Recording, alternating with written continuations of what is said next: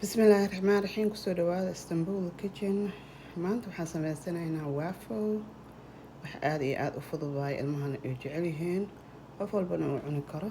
waxyaalaha ka kooban yihiin inta caana igu jiro, xoogaa aan soo qandiciyey, inta 2 xabo ukun ah, inta sokora igu jirto, vanilla isticmaala insha Allah, inta cusbo iyo baking powder, intan waxaa igu jira subag, barar aan wax yar soo dhalaaliyey. waxaan ka samayn doonaa burkan all purpose flour la dhahaa, kaasaan ka isticmaalaa maanta insha Allah. ila socda saan u sameyno masha Allah. tan ukunta ayaan ku shubanaynaa iyo sokorta,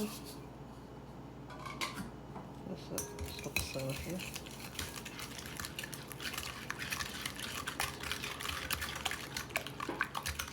saana ku shubana isku soo masha Allah. haddana caano ayaan ku shubana ilaa isticmaalaa wax yar oo shuba saliid baan ku darayaa.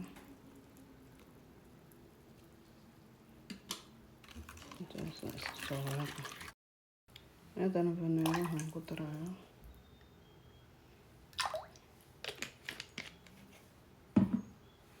soo qasaya isku noqon. haddana burka ayaan ku darsanaa,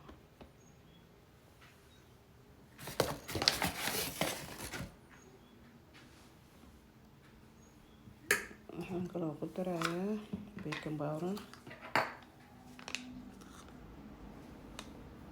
wax yar ah,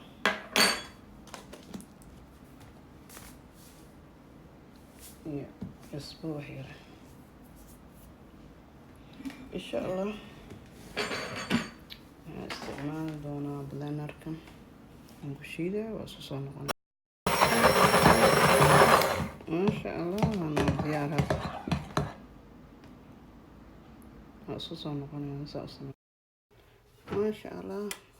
birtan aan soo saartay aan ku dubayaa meeshaas non stick isticmaalaya. soo kululaatay waa isku soo noqonaya, haddana waa soo kululaatay aan ku shubanaya.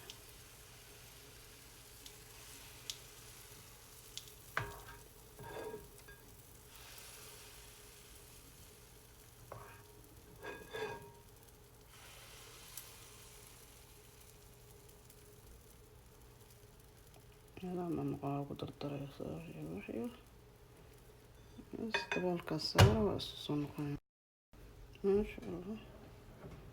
saana noogu soo baxay, waa ka qaadaya gadaalan daartaaka.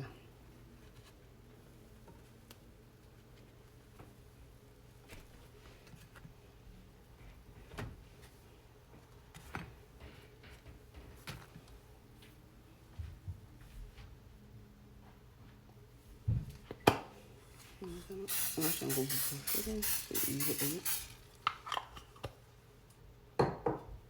wax yaraan yara dubooda yara kululaado, waa isku soo. haddana midda labaad ku shubo. hadduu soo daata hataa micno malaha, nasli ugu wada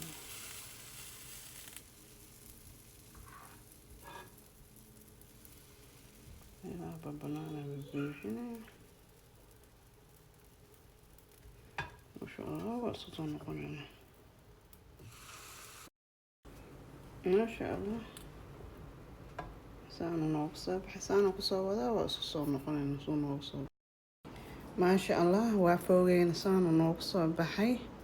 wax yaro oo moosa aan jarjaraan korka ku daadiyey, iyo malab iyo shukulaato wax yar aan korka uga daadiyey. waxa ciyaalka aad iyo aad u jecel yihiin, horta ciyaalkay waa u sameeyaa mar walbaba, ay jecel yihiin. I hope inaad ka hesheen.